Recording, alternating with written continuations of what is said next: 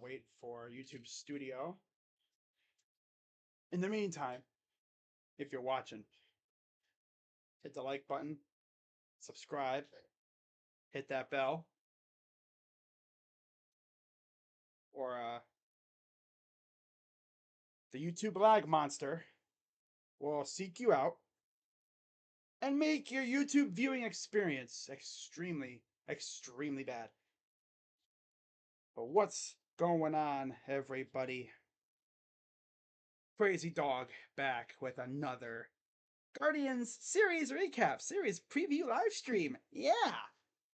What's up, Daniel? Says, hey everyone, happy Sunday. You know, I went to the Browns training camp today. It was pretty cool. I bet it was. For some reason, I thought their first open practice was on the 6th, but I guess they had one today. Oh well. First day back in Berea. Heard Deshaun looked good. Okay, so we're gonna jump right into this thing, man, right? So, starting off the month of August with a 4-game series against the O's, right? First matchup, Ben Lively against Trevor Rogers, who the O's just acquired literally a few days ago. Like, it hadn't even really officially been a full week yet since they acquired him at the trade deadline. And let's just say the Guardians gave him a nice introduction to the American League. They jumped on that dude. 4 1/3 innings. I streamed this game, so I don't even really need to go too deep into it. 4 1/3 innings, 6 hits, 5 runs, 3 walks, 3 Ks, and a homer. Ben Lively was, again, nails, per se. 4 hits and 6 innings, 2 runs, another tater. He always gives up a tater. It was only a solo shot, so it didn't really hurt that bad. 1 walk and 4 Ks. So good stuff by Ben Lively, huh? Great stuff out of my guy Ben. I saw Miles' dad today. It was interesting. Oh, cool. Awesome. So in terms of scoring, Gunnar Henderson, who is quickly turning into a thorn in everybody's side in the AL. That's how good he is. He had a RBI double, and then right after, bottom of the first, Jose with a sac fly scored a run. And then Josh Naylor would single in another run. Thanks to Lane Thomas, mind you. Can't forget about that. Gotta show love to Lane Thomas. He got a double. And yeah, came around and wound up scoring 2 runs that inning. Good stuff. And then, for good measure, David Fry 3-run homer. That had to have been his first home run since May or June, I want to say. He hadn't hit a home run in a long time. It's 5-1 at that point, and then came the Tater from Santander, whose ironically his nickname is Honey Taters. Fitting, right? Ben Lively gives a potato to Tony Taters. Ah. Not to be outdone, the Guardians would respond with a 2-run shot from Jose Ramirez, who made it 7-2. And then Bo Naylor, not to be outdone again, 3-run shot would essentially put the game pretty much out of reach. 10-2 Guards. And then Adley added a nice little stat pad RBI. Whoop-de-doo. And Guardians take game 1 10-3. Lively got the win. He's 10-6. Crazy, right? He's got 10 wins. And then Trevor Rogers is now 2-10. Lively 3.42 ERA. Trevor Rogers 4.76 ERA. And once again, you know, Lively comes out and the bullpen was nails. Only had to use 3 innings of the bullpen. Smith, Heron, and Sandlin. And only gave up 1 hit and the 1 run from Heron. That was it. So bullpen was again really good. Bullpen was pretty dang good, I do say so myself. Yeah. Okay, can we like stop lagging? Like this thing is pissing me off. Let me turn that off. There we go. All right. Mm-hmm.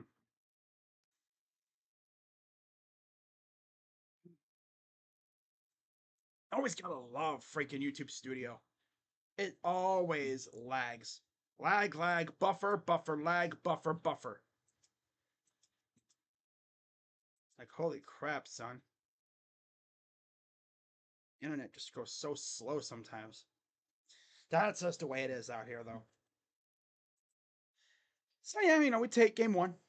Feeling pretty good, right? We know we're not going to get swept. Great stuff. And then we get into the game from Friday night. And again, got an interesting pitching matchup, right? Cookie Carrasco on the mound. We always know how those go, right? He went 4 1/3, one hit out the entire freaking game for him. One measly hit the entire outing. That's what's crazy about this dude. He pitches so much better at home than on the road. It's crazy. It's nuts. 4 1/3 innings, one hit, 1 run. He did have 4 walks though, but he had 5 Ks. Yeah. Now, of course, Scott Barblow had to come in and give up a couple runs because that's what he does. But other than that, it was rock solid for the bullpen. By the time Barblow came in there, we were already winning by a lot, so it didn't really even matter. So yeah, in terms of scoring, once again, the O's get on the board first. Ryan Mountcastle, RBI force out in the top of the second. And then what do you know? Brian Rocchio actually had a successful at bat as he would draw a walk, scoring a run, and then Austin Hedges, sac fly. Wow, the bottom of the order contributed. I was like, you know how bad you got to be to give up runs to Brian Rocchio and Austin Hedges in 2024? That's how, man, you got to be ass.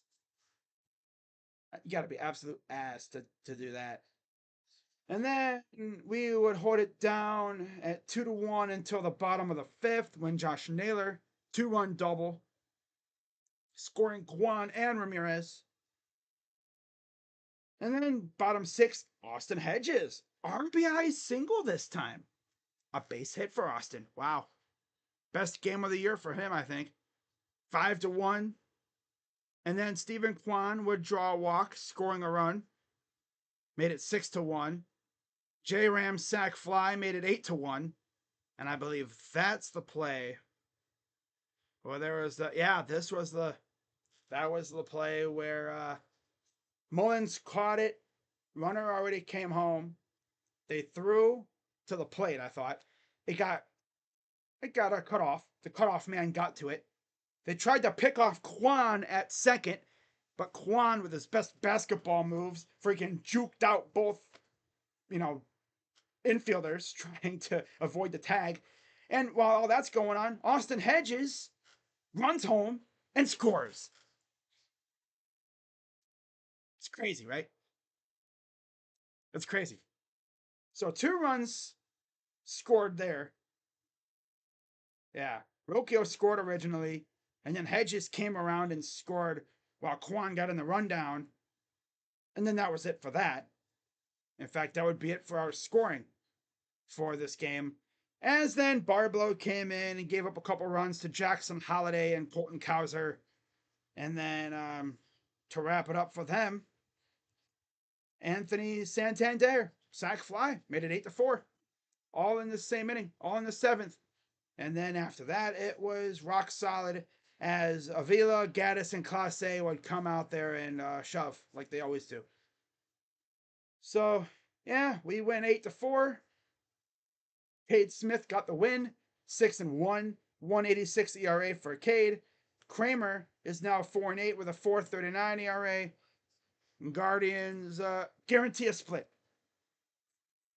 What's up, Eric? I believe tomorrow will actually be Logan Allen tomorrow.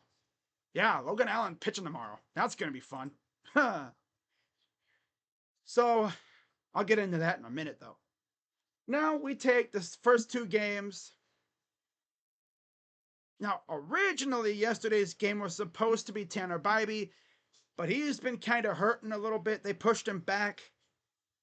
So I believe, I don't know when he'll be pitching again, actually. They pushed him back a while. And then, of course, last night, we already saw Matthew Boyd pitch. I think they said he'll have one more rehab start. And Alex Cobb pitched yesterday, and he looked phenomenal. My God. I heard some great things about Alex Cobb.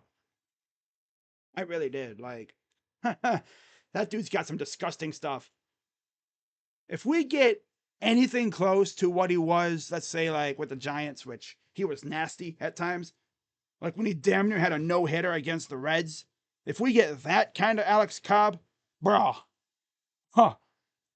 wow, okay. I mean, if there's anything that this pitching coaching staff can do, it's they can make Alex Cobb into a damn ace caliber pitcher. Like, legit. They could turn him into an absolute stud of a pitcher. But of course, with Tanner Bybee not starting yesterday, they went to the rookie again, Joey Cantillo. And early on, Cantillo looked great. But then his stuff kind of floundered a little bit. Floundered. Yeah, there you go. And the O's just started sitting fastball, and yeah, they teed off on the poor kid. They were getting after him. Like, you could just see it. It sucked, but that's just the way that they were doing it, man. They were hitting the poor kid like crazy. Okay, come on, MLB. How about we freaking wake up, you piece of crap apps website? I love when this website just does whatever it wants. It's like, man, do whatever I so please. Now, as far as, by the way, how Kramer did, Kramer, I don't even think really did that bad, if I remember correctly. Of course, this website's going to take 3 years to load up. Oh, I gotta love it when it takes forever. But yeah, Kramer, 5 innings, 6 hits, 4 runs, 2 walks, 2 Ks.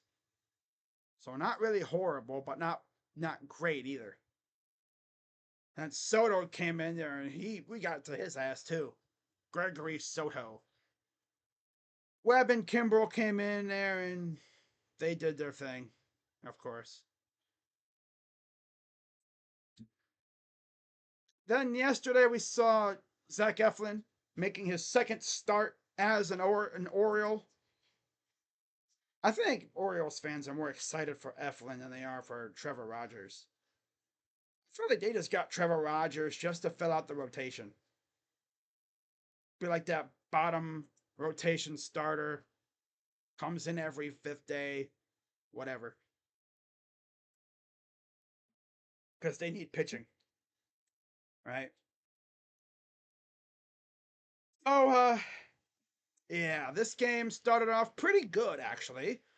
Angel Martinez hit his 3rd home run of the year, made it 2-0, bottom of the 3rd. As usual, before we could even enjoy it, they responded with 2 runs of their own as Eloy Jimenez, yes, for those who weren't in my trade deadline stream, Eloy Jimenez is an Oriole. Ow, bit my tongue. I hate that. You guys should have seen how shocked I was when I saw he got traded. I was like, wow. They traded Eloy, but not Lubob or Crochet. Like, what's the logic in that? Yeah, you traded Kopech, you traded Fetty, you traded Pham, all in the same trade, by the way. You traded DeYoung. You even traded Tanner Banks, but not Lou Bob Crochet. The two guys that would have netted you probably the most in a return. I can understand Crochet because he wanted an extension, but not Lou Bob. Now, of course, the argument is they could just wait and trade him in the offseason. Yeah, that's true. But my God, Lou Bob would have been a gnarly addition for any contending team making the playoff push. I would have taken a Lou Bob on my team, but of course the White Sox were being petty and they didn't want to trade with us. It's like, you didn't want to take our prospects?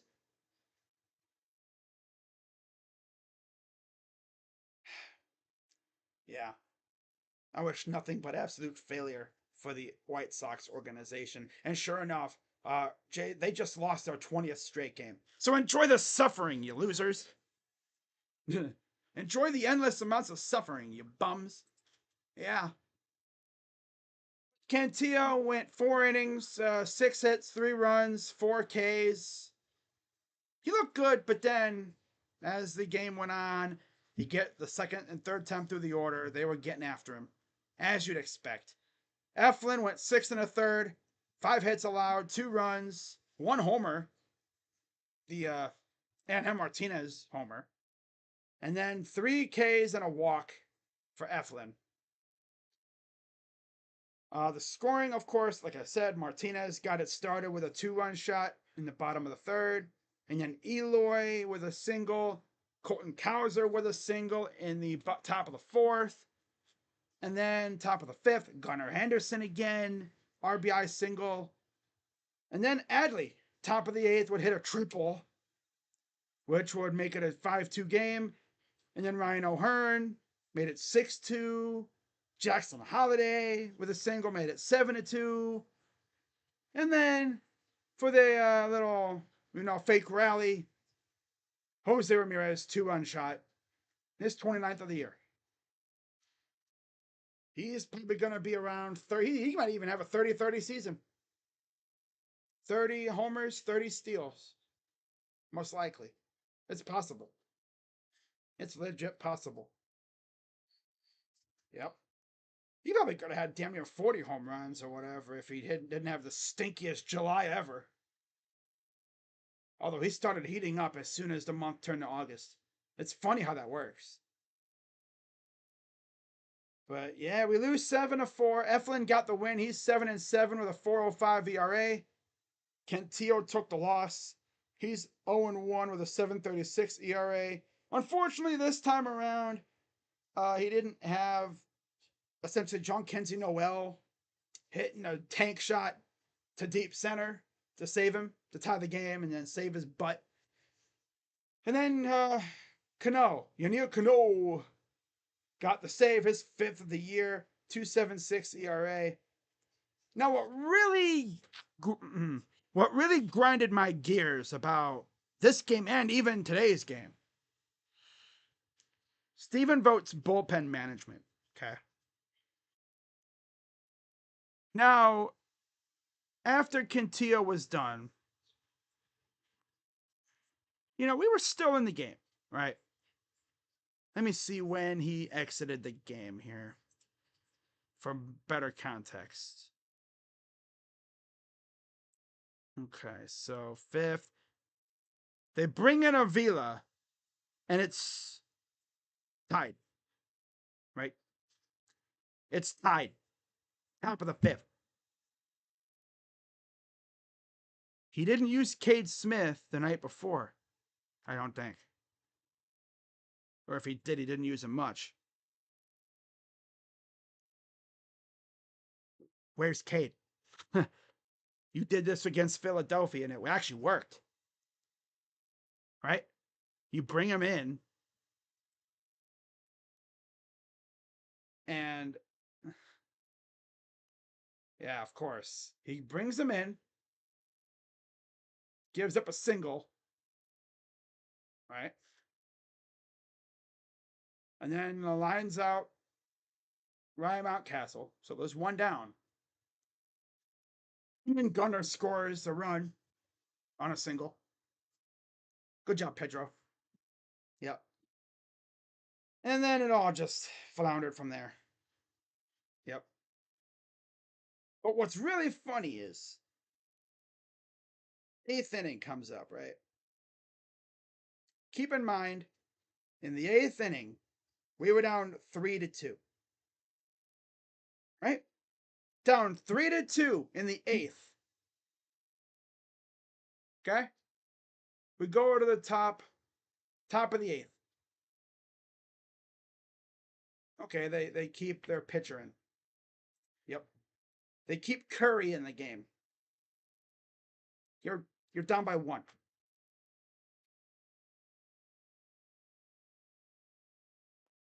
Guardians fans were like, yeah, this dude's not serious. He kept Meatball Curry in the game, down by 1 run in the eighth. You'd think they'd go maybe to your low-key power arms to keep the game a 1-run deficit, because what happens in the bottom of the eighth? Oh yeah, Jim Ram 2-1 homer. Yeah, damn, imagine if he didn't have Curry in the game.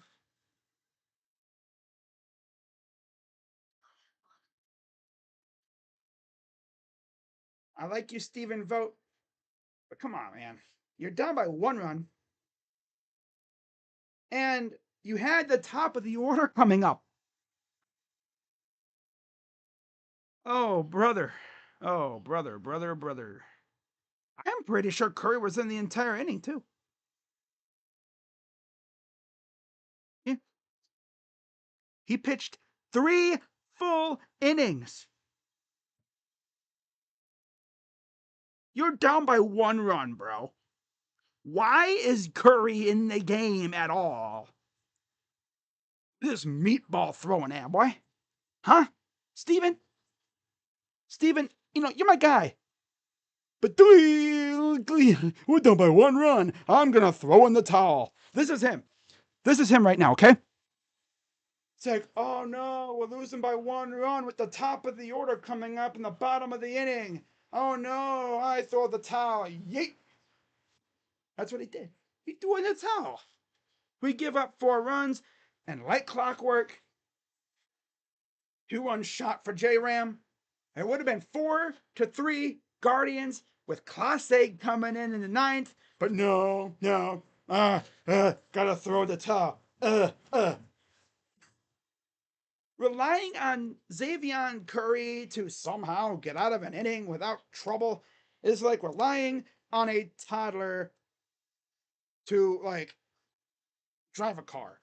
It's not gonna work because he stinks. Go figure, today they sent him down after last night. Yeah.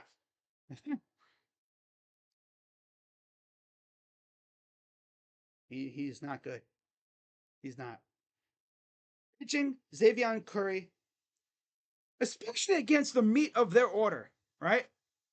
Facing Gunnar, Santander, Adley, Ryan O'Hearn, who's pretty good against us, Colton Cowser, James McCann, Jackson Holiday, and Cedric Mullins. Calling me shocked that they gave up 4 runs against the meat of their order. I could understand if it was against, like, the bummy part, right? Although they don't really have a bummy part of their order. This was their hunt lineup, according to their fans. And they still scored 7. Yeah. That's just the funniest part, though. Right? You're down by 1 run in the 8th. I bet you a lot of managers would have still went to maybe their 8th inning guy. Or maybe like Cade Smith or someone that's really good that could hold it to a 1-run deficit. Because if that happens, oh look, J Ram, 2-run homer, bottom 8. Class A's in the pen warming up, and we're looking for a save. Right? But no, didn't work like that.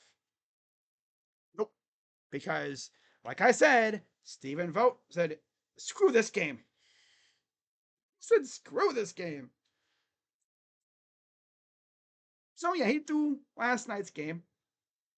Pissed a lot of people off, but it's like, okay, You threw last night's game for some reason when it was very winnable. So, okay, if we're in a good spot, I bet him.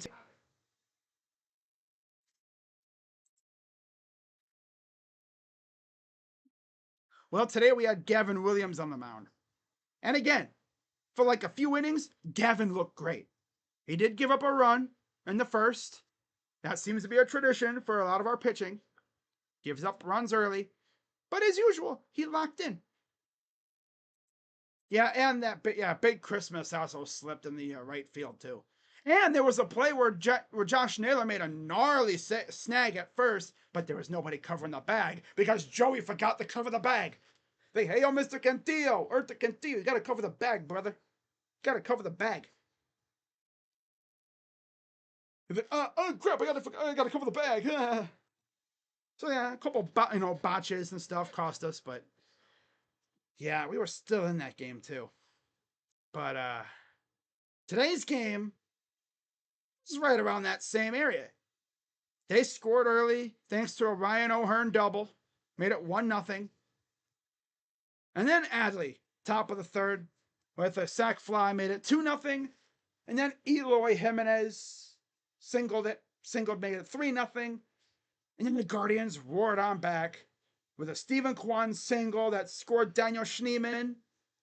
And then J Ram with a single, made it 3-2. And then again, top of the fourth comes up. And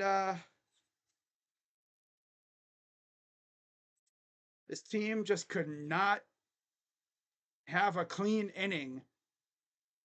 And it hurt us again. Because, yeah, of course. Jackson Holiday would homer in the top of the fourth, made it 4-2. And then Gunnar Henderson, 2-run homer, made it 6-2. Not to be outdone. Here comes the Guardians again. Bottom five. Josh Naylor, 3-run shot.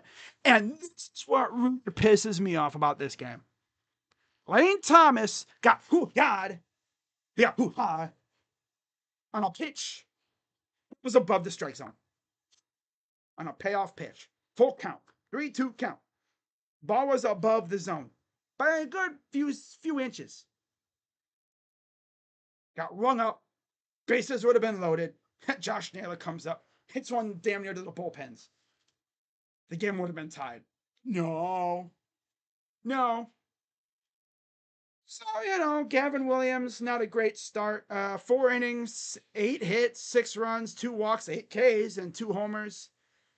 Corbin Burns, we got to him, but of course we just couldn't do enough to get the lead.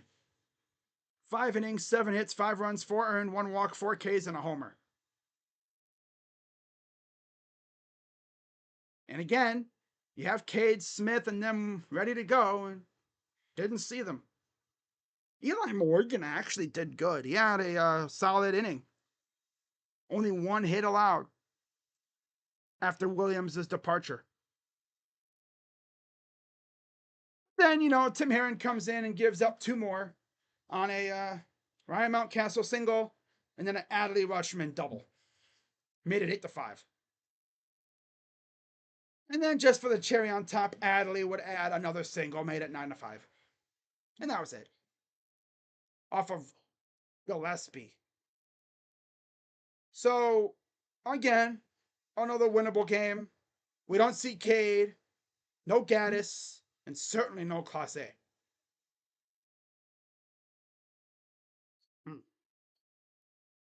Guardians fans are thinking that Vogt hunted these final 2 games. Like his urgency waned after winning the first 2. He's like, I don't need to win these next 2. I gotta save my arms, right? Like, okay, buddy. Okay. Whatever you say. Sure. So Gavin, again, just has bad luck, it seems like. Well, he's 1-4 now with a 4.91 ERA. Corbin Burns, 12-4 with a 2.63 ERA. So he's doing pretty good over there in Baltimore now, getting out of Milwaukee. So, by the way, Burns, we got to him pretty good. Now, we welcome the defending NL champion, Arizona Diamondbacks, to town. And you know it's going to be a good one, right? So, officially, tomorrow will be Zach Gallen versus Logan Allen, who will be making his return to the rotation. I believe he'll be taking over he'll be taking over. Here we go. Okay. Yeah, he'll be taking over, I believe, Tanner Bybee's spot. I think. Yeah, that's usually where Tanner would have been. So Logan is 8-4, 5.67 ERA, 76 Ks. Didn't look great in his rehab start, or in his, I guess not a rehab, because he's not injured, but in his AAA pitching games. God. Gallen, on the other hand, is 9-5 with a 3.56 ERA, 92 Ks.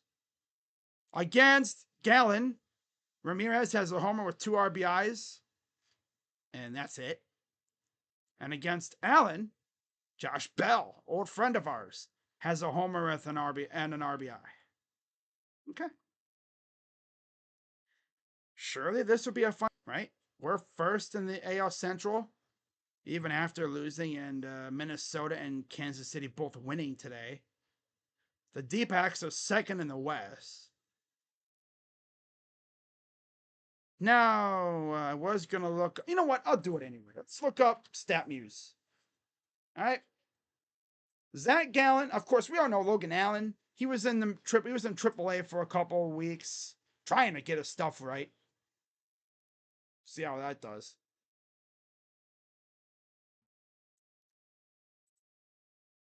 So Zach Gallen versus the Guardians. Well, he's only faced us twice. But Zach is 3-0 in his last 3 outings.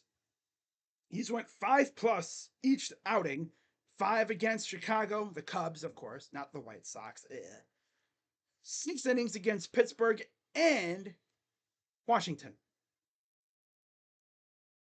He allowed 3 hits against the Cubbies, 5 against the Pirates, and 6 against the Nationals. And then did not allow a run against the Cubs, 3 against Pittsburgh, 1 run against Washington, 6 walks against Chicago. Only 3 walks against Pittsburgh, 1 walk against Washington, and then 4 Ks against the Cubs, and then 6 apiece against Pittsburgh and Washington. So it's like he's been better since that Pittsburgh outing. Fun. Should be a good one. Now against the Guardians, he's 2-0 with a 2.84 ERA, 12 Ks, and 2 appearances. Yep. Last year, he went 7 innings, 6 hits, 1 run on a homer. And that was it. Yep. And of course, he got the win both times. Now, Logan, I'm pretty sure hasn't faced the Diamondbacks. Let me see here.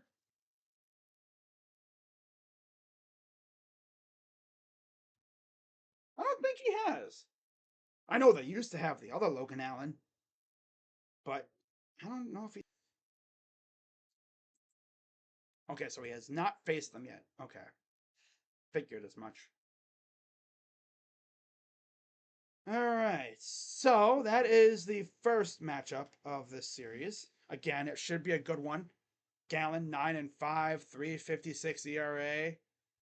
Logan Allen 8-4 with a 5.67 ERA. Last time Logan Allen pitched for the Guardians, he had arguably his best outing of the year, and then they sent him down.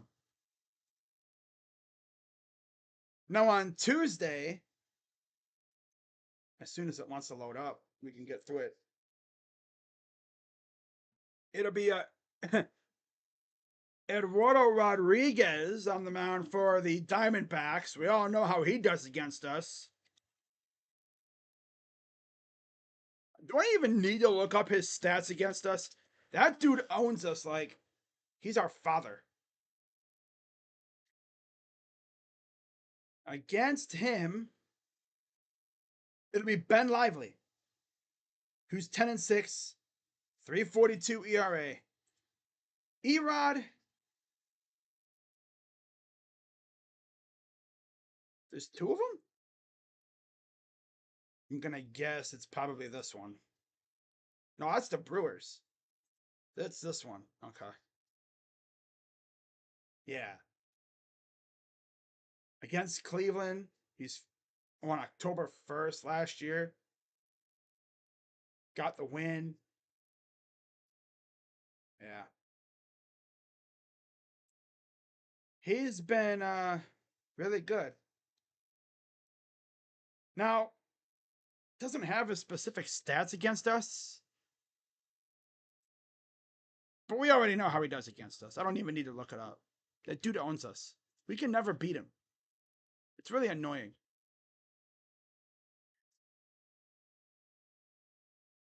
Like, it's insanely annoying. What else is annoying is how this freaking website does not want to load up.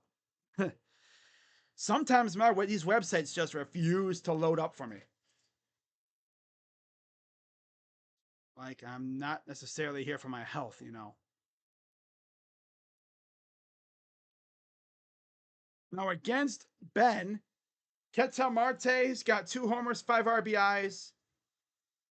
And then Bell has an RBI, and Perdomo has an RBI. Geraldo Perdomo. But yeah, Ben Lively, 90 Ks.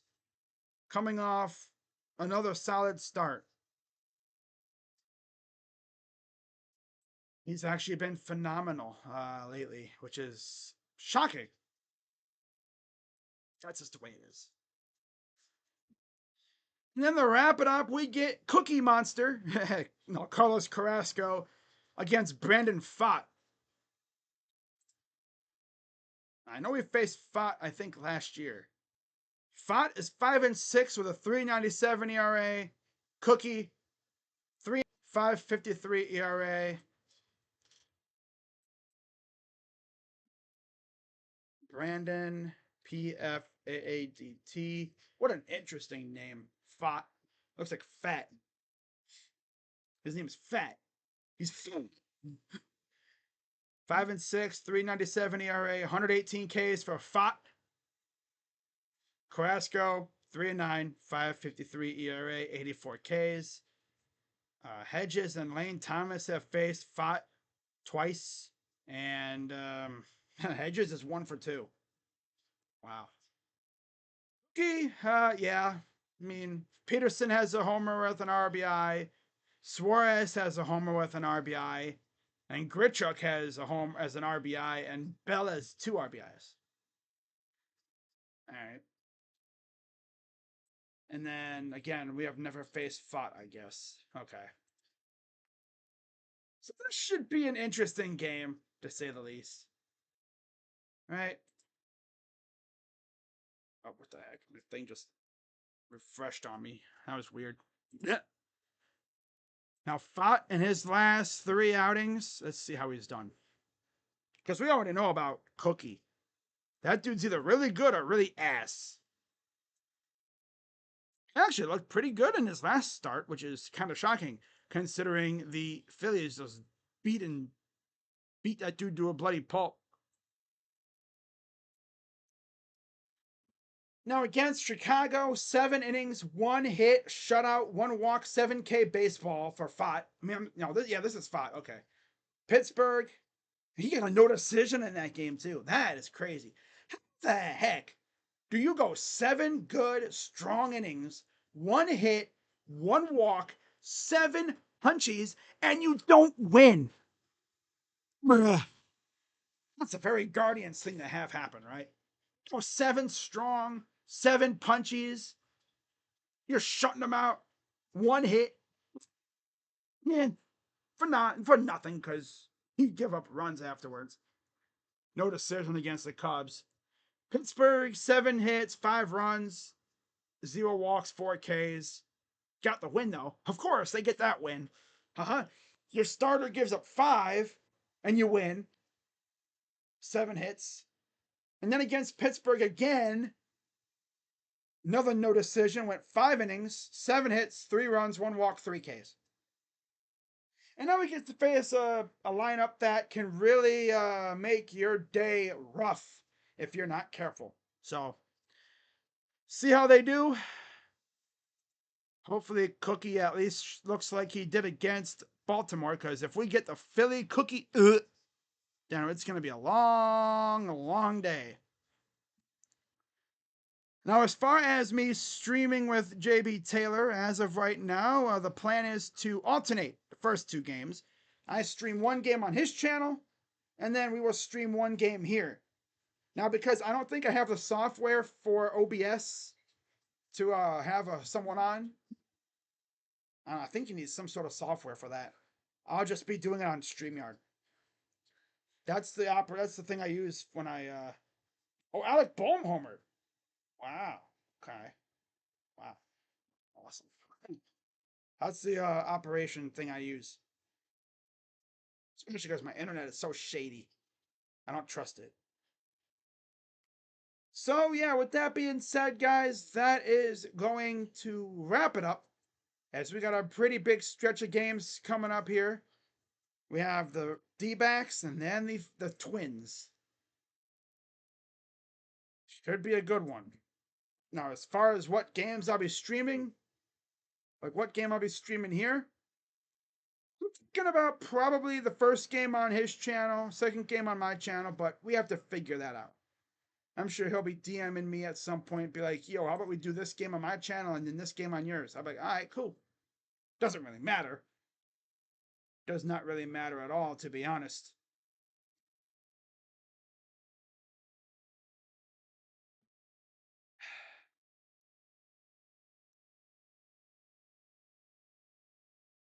Just checking something real quick. Okay, so that's going to wrap it up for this one, guys. Keeping it nice and short for y'all. By short, I mean 42 minutes. Wow. Yeah, the White Sox lost their 20th straight game, and they deserve every single bit of that failure. It would have been nice to have been traded for a pitcher. I wish we would have traded for another pitcher, especially maybe a bullpen piece to alleviate the pressure off of the guys we have. But you know, especially because Tanner Bybee thing, right? Of course, Tanner goes down with a little injury after the deadline, just like Naylor last year. I'm not completely mad because we did something, but we got a bat and we got a starter, and that's it. Like, you could have gotten at least a bullpen piece to solidify the back end of the bullpen a little bit. That would have been nice. But gotta hug them prospects. Oh well. We should be getting guys back soon anyway, so it doesn't really matter there. Not too mad. I would have been fuming pissed if they did nothing. No Lane Thomas, no Alex Cobb. I would have been beyond pissed. I would have been a mile past pissed if they did nothing. Because it would have showed us that they just don't care about this year, which would be stupid. Oh well.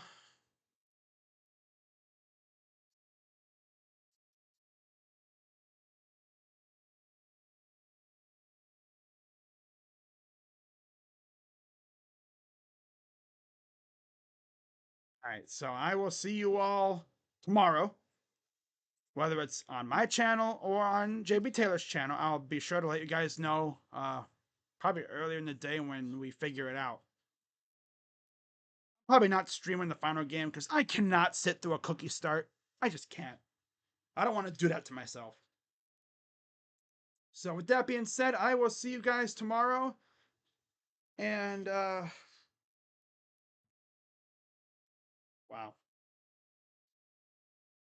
Should have really won this series against Baltimore. But, gotta save them bullpen arms, right? Could have used one of those guys in this game yesterday, but nope. Oh well, gotta move on. take, at least 2 out of 3 against Arizona, and then get ready for Minnesota, where we will hopefully see Alex Cobb make his debut and maybe Matthew Boyd.